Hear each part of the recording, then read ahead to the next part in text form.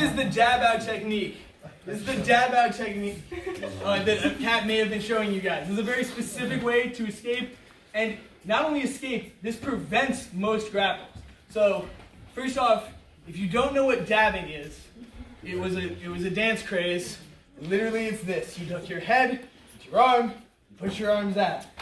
Turns out that's basically, if you watch, a lot of my shit was I ducked my head in, I had my hands out. That also works if Kat's coming in to grab me. I'm just like, no. Moves my head out of the way. Yeah. Gets his hands. Also, I don't even have to really know where he's going. I can just clear the space. Yeah, he's going for the head. No one comes in for the grab here. This is, maybe they should, maybe they shouldn't, probably not. I don't feel like that's a good move. But everyone, the first grapple we all start with is either this head or this underhook. Either way, I'm coming through that space, and as soon as I do, if Kat throws the dab, I don't have anything.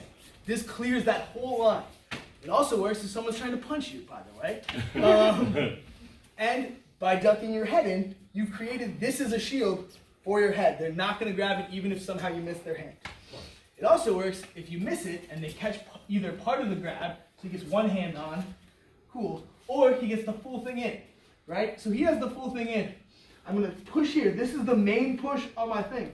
I'm going to push, and now this hand is fighting if he comes back in with that. Cool, and now I'm out and I'm free.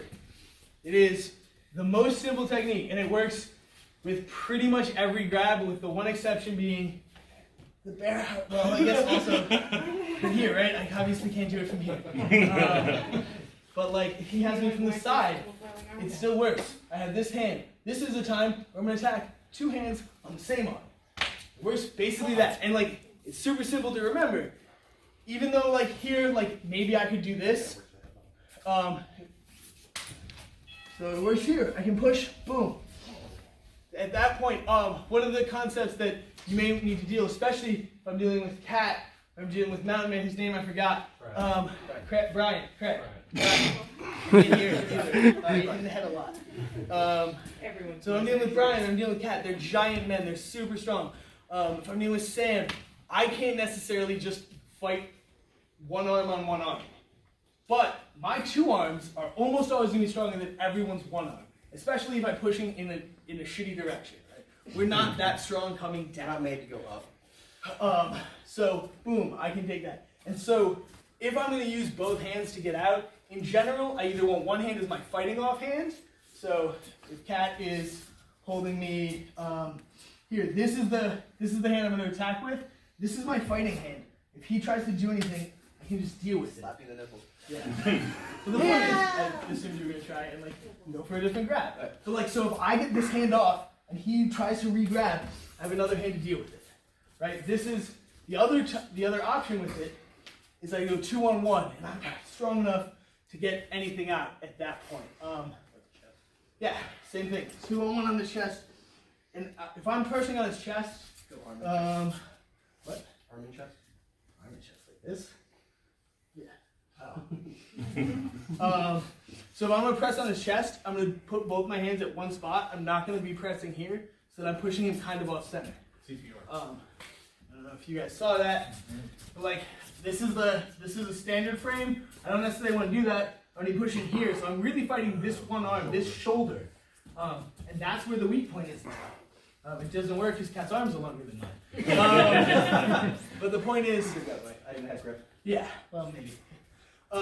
The point is, if you're going to do your two hands fighting at one spot, put them together.